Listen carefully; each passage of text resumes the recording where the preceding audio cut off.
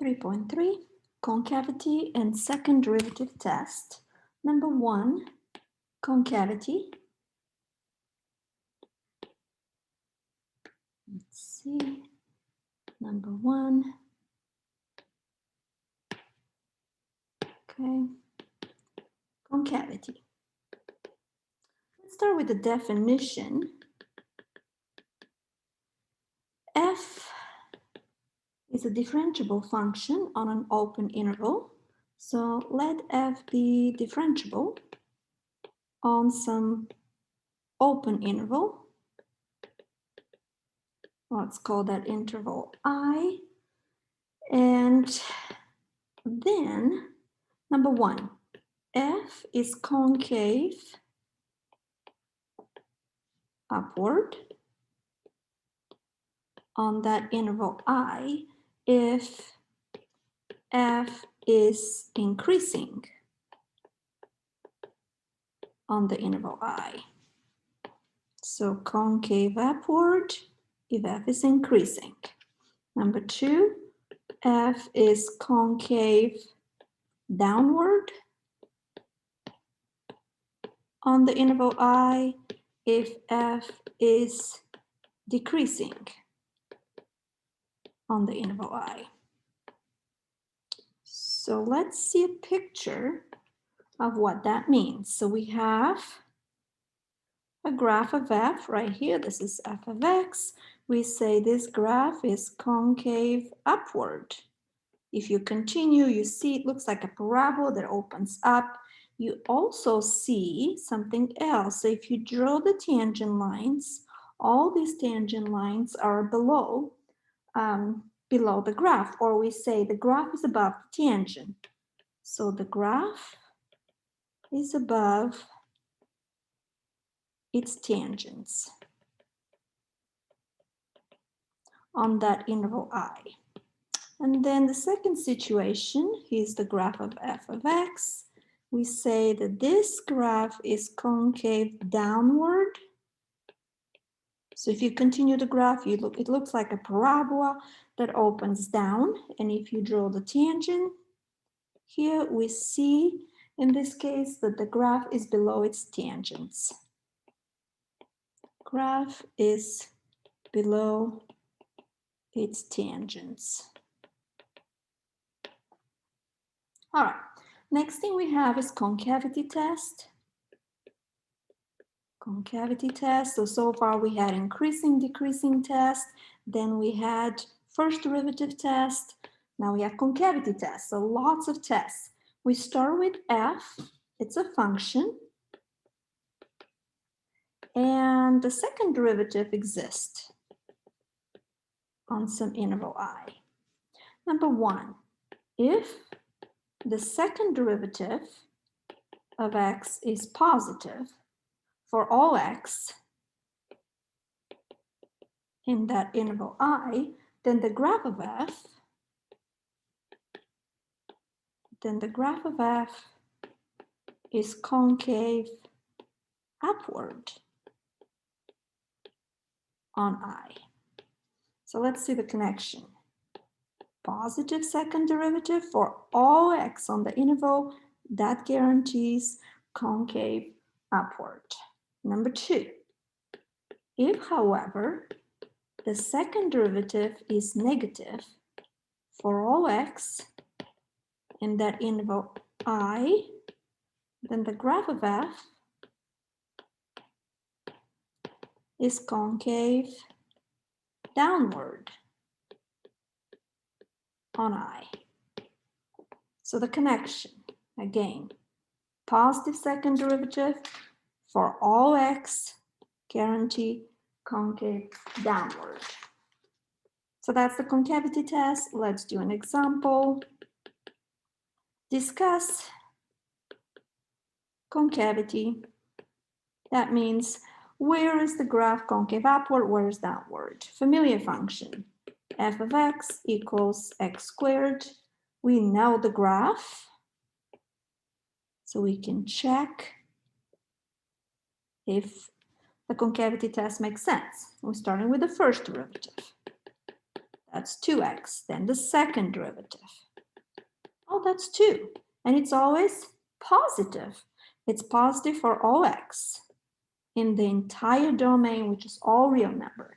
By the concavity test, that means that f is concave upward for all x.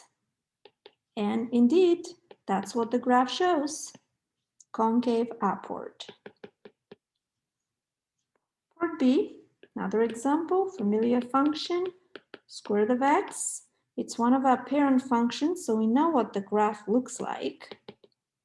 Okay, it starts at 0 and goes to infinity. So f prime of x, let me write this as x to the 1/2, so I can use the power rule. 1/2 x to the 1/2 minus 1, negative 1/2, which is 1/2 square root of x. But I actually need to find the second derivative, so I didn't need to simplify it with radicals. I'm going to use the power rule here again. 1/2 times the power negative 1/2, x to the negative 1/2 minus 1, which is negative 3/2. Let's simplify that, negative 1/4. And so 1/x to a power 3/2. Power 3/2 is 1 and 1/2. So I'm going to have a 4. I'm going to have x squared of x. It simplifies. Now, remember in the domain here of f of x can be 0 or positive. Considering this, we can say that this second derivative is negative for all x. Because of this negative sign, x is positive. Because of the domain, square root of x is always positive. So that second derivative is always going to be negative. By the concavity test, that means that f is concave downward for all x. And what are those? From 0 to infinity. And indeed, the graph shows concavity downward. All right, let's write some guidelines for applying the concavity test. In the previous two examples, things were simple, obvious, we knew the graph, but in general, there's a lot more work involved about finding intervals of concave upward and downward. So, number one, what we need to do is find all x. Find all x to make the second derivative 0. Find all x such that the second derivative is 0, or where the second derivative does not exist, or it's not defined. Number two, make a sign chart. Make a sign chart for the second derivative. We know how to make sign chart for the first derivative, for the increasing, decreasing test, and the first derivative test, so similar. And after we do that, we're going to interpret the concavity test for each interval in that sign chart. So let's see how that apply. Example, find where the graph is, find where the graph is concave upward and downward. Okay, our function is rational. So let's write it as a power function. It will be easier to differentiate. First derivative. Remember our steps, the guidelines here. It says to find the second derivative. Set it equal to 0. But to find the second derivative, we need to find the first derivative first. So power rule here, 6 times negative 1, x squared plus 3 to a power 1 less, so negative 2, times the derivative of x squared plus 3, which is 2x, because of the chain rule. And that is equal to negative 12x. And what goes on the bottom is x squared plus 3 to a power 2. The negative power goes on the bottom. So this is the first derivative. Now we have to find the second derivative of x using the quotient rule. So I'm going to get started here. we take the denominator and we square it, so that's going to be to the fourth power. Then derivative of the numerator, negative 12, times the denominator minus, but we had negative 12 here, so that becomes plus numerator times the derivative of the denominator, which is 2 times x squared plus 3 to the power 1, which I'm not going to write down, times 2x. After we factor out, we have a common factor 12, we have a common factor x squared plus 3, and inside negative x squared plus 3, and then plus 4x squared. So check my work here with the factoring. On the bottom, x squared plus 3 to the fourth power. Now we can cancel one of these factors here. That's going to be 3. And what's left is 12. After we distribute, combine like terms, 3x squared minus 3 over x squared plus 3 to the third power. There's something else we can do. We can pull out a 3, and that becomes 36. X squared minus 1 and x squared plus 3 to the third power. So this is the second derivative. Now, this second derivative changes sign. So in the guidelines, it says set the equation right here. Set the second derivative equal to 0, or C, where the second derivative does not exist or it's not defined. So if you set this equal to 0, by the way, this is defined everywhere because the denominator is always going to be positive. So when you set it equal to 0, we're going to have x squared minus 1 equals 0, factor it out, and set each factor equal to 0. So we have x equals 1 and x equals negative 1. Now, those are not necessarily critical numbers. We don't call them critical numbers because we're talking about the second derivative here, but they are potentially special points. We'll call them inflection points. So here's a sign chart for the second derivative. We put those points, special points that we found, and they divide the number line into 3 sections. We're going to pick random number from each interval, plug it in the second derivative, and here is the second derivative. After we simplify it right here, you can actually factor x squared minus 1 as x minus 1, x plus 1. But if you pick 5 here, you're going to get a positive sign. And if you pick number between negative 1 and 1, let's say 0, you're going to get negative.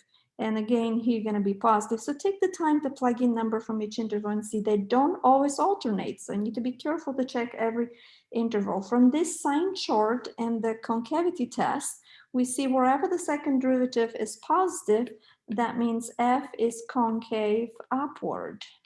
So f is concave upward, where we have the pluses from negative infinity to negative 1 and from 1 to infinity. And it's concave downward wherever you have the minuses, and that's from negative 1 to 1. Always do open intervals, never closed intervals. We talk about concavity increasing and decreasing only on an interval. So here's the graph of this function, so we can see what's happening here. It's always positive, this function, but this point right here and this point right here, this is the negative 1 and 1. So this is 1. And this is negative 1, so they're special points. So you see the concave up here, concave upward, concave downward from negative 1 to 1, concave upward again. All right, number 2. So we talked about concavity. Now we're going to talk about those special points, points of inflection. I sometimes call them inflection points. So from what we see from that picture, points of inflection are on the graph. So here's a point P, where the concavity changes. So here's another one, another point P. So the graph was concave upward here, concave downward here, concave downward here, concave upward here. So the point of inflection is the point where the concavity changes. And that is the definition. So definition, we say P is inflection point or point of inflection if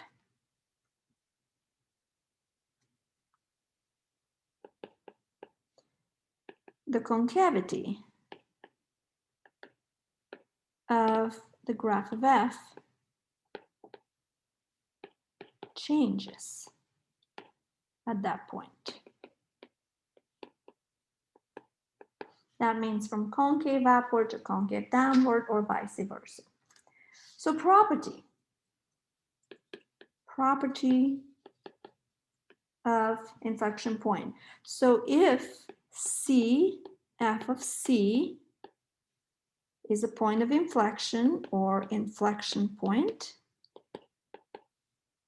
then either the second derivative at that point is 0 or the second derivative at that point is undefined.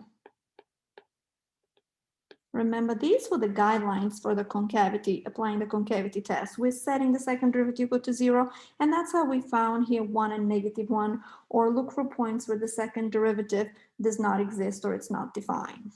So example, discuss concavity.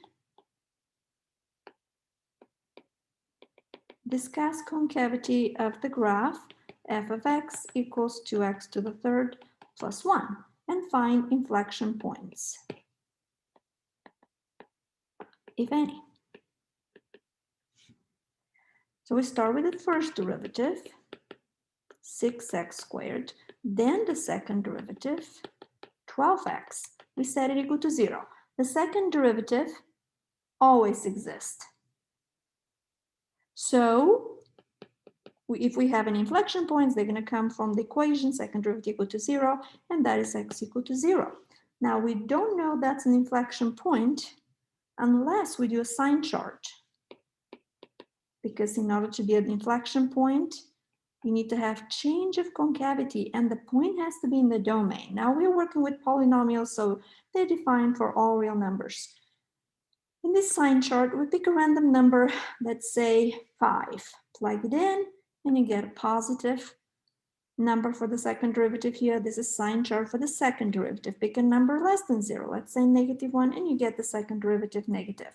So the concavity changes. That means that point 0, when x is 0, plug it in f, and you get 1 for the y. So this point 0, 1 is an inflection point, or point of inflection. Now from the sign chart, we can say that f is concave downward from -infinity to 0 from the chart, and concave upward where we have the pluses from 0 to infinity. And that actually is confirmed by the graph of f.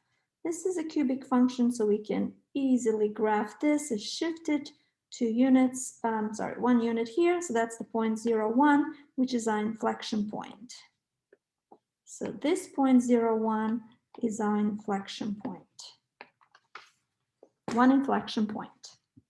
Example, discuss concavity and find inflection points. So some of the same instructions. Discuss concavity and find inflection points, if any. We don't always have those. F of x equals x to the fourth plus x to the third minus 3x squared plus 1. So we start with finding the first derivative, 4x to the third plus 3x squared minus 6x, then the second derivative. So the second derivative tells us concavity and tells us about inflection points. So second derivative is 12x squared plus 6x minus 6. Before we set it equal to 0, let's factor out 6. And so we're going to have 2x squared plus x minus 1. Then we're going to factor this out, 2x and x minus 1 plus 1. We can check this with foiling. So set each factor equal to 0. We can ignore the 6, can divide by 6. So 2x minus 1 equals 0, x plus 1 equals 0. Remember, we want to set the second derivative equal to 0.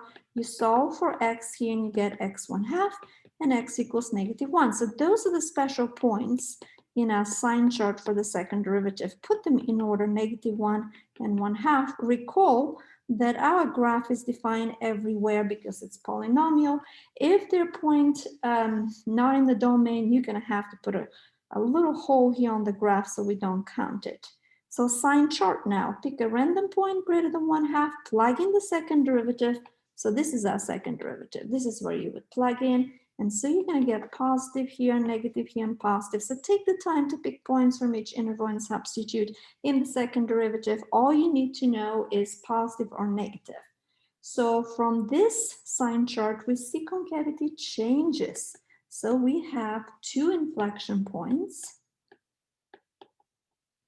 So the first one is when x is -1. You're going to plug this x in f of x. So in f of x right here, and you're going to get -2.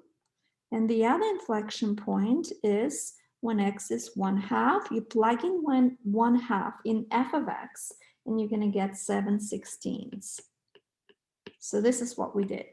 We did f of -1 is -2, and f of 1/2 is 7/16. So you plug in f of x to find the y coordinate of the inflection points. So concavity, f is concave upward,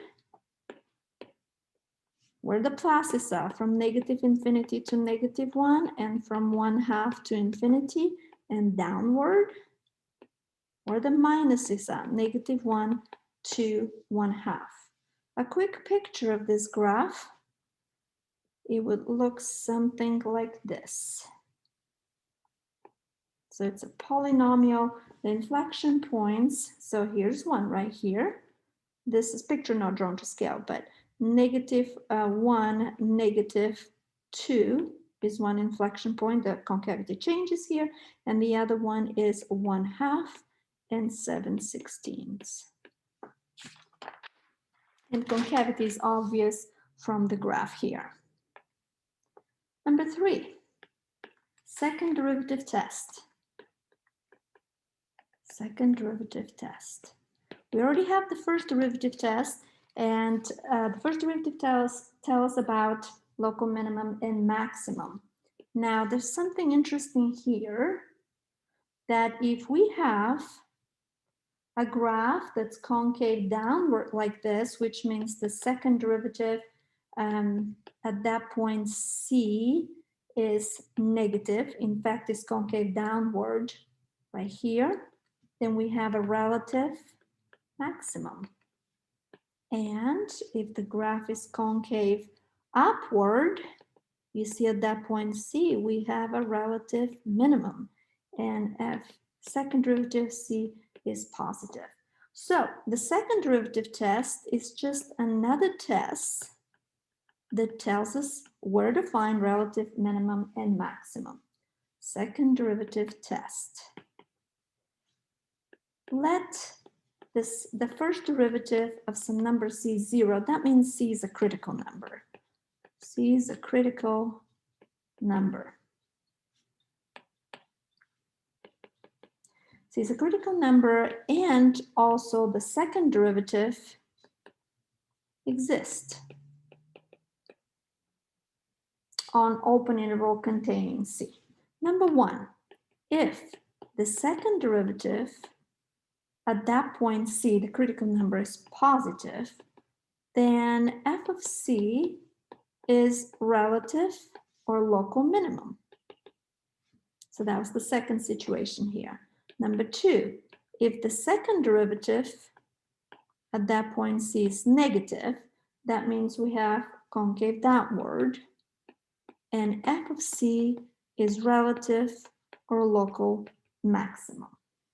If, however, number 3, the second derivative at C is 0, then the test is inconclusive.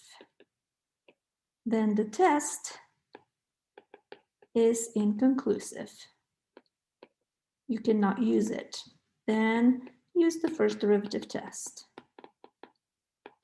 So sometimes it's easy to use the second derivative test, but you have more conditions. With the first derivative test, you just need a sign chart for f prime and check the signs in each interval. So quick example, find all relative or local extrema for f of x equals negative 3x to the fifth plus 5x to the third. Starting with the first derivative, negative 15x to the fourth plus 15x squared. And we can factor out negative 15x squared inside x squared minus 1, so we can find the critical numbers from here. Critical numbers are numbers that make the first derivative 0 or where it doesn't exist, but this one exists everywhere. So the critical numbers are 0, 1, and negative 1. So you see that from setting the first derivative equal to 0 after you factor. Then you find the second derivative from here before we factor, so that would be negative 60x to the third plus 30x, and we can factor it or not, doesn't matter. So what we want to do here is to check the second derivative sign for each of the critical numbers. So if the second derivative is 0, plug it in and you get 0. So that's case number 3. That means the test fails. Okay, so we need to use the first derivative test for that point. Then plug in the second derivative, the other critical numbers. So you have 0, 1, and negative 1. At 1, plug it 1 here, you have negative 60 plus 30, so it's negative. All you want is positive or negative. So if the second derivative is negative, that means concave, downward. So we have a local or relative maximum. So 1, 2 is a relative maximums. How we get 2 is by plugging 1 in f. F of 1 is 2. You can check that. And then the second derivative at negative 1, if you plug it in, you're going to get positive. So that point, negative 1, negative 2 is relative minimum. How I get negative 2? You plug in negative 1 in f. And that concludes the video.